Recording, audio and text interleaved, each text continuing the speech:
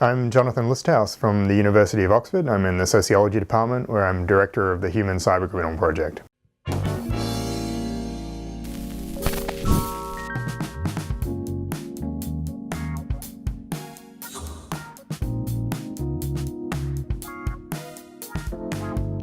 In terms of challenging the industry of cybercrime going forward, obviously there have been various law enforcement approaches, and there's clearly a role for that to play going forward in terms of, like with any crime, basically trying to hold people accountable for their actions, even though there are difficulties in terms of the investigations that happen in a transnational way.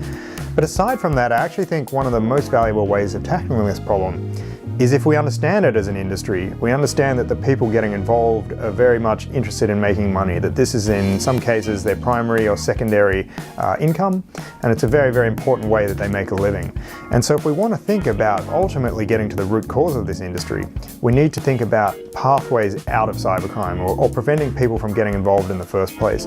Because I think in a lot of countries what we're talking about here is a lack of opportunity. We're talking about a lot of people in certain parts of the world, for instance Eastern Europe is one of them, where we have cyber criminals who are highly educated, highly capable people, but they don't necessarily have the jobs available to them or the capital available to them to get involved in a startup or to have a high-paying job as a programmer. So what we really need to do is think about, are there ways that we can provide capital to entrepreneurs in different parts of the world where cybercrime is a problem? And are there ways that we can think about employing some of the people who are involved as programmers or developers? Because these are people who really share a similar skill set to what we find in legitimate industry. And it seems to me that if we can figure out a way of employing these people, not only do we reduce cybercrime, we also turn these people's attention to positive things that are going to help more broadly in the world.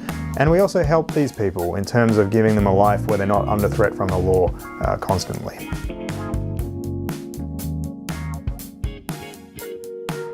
We didn't really have that to a strong degree. There were little suggestions here or there, but we didn't have a very, very clear understanding of how cybercrime worked. And so as part of this, before I could even get to the kind of central questions of the study around how cybercriminals cooperate together, I had to actually spend a great deal of time interviewing people and traveling to different places just to understand what the shape of cybercrime was in the first place.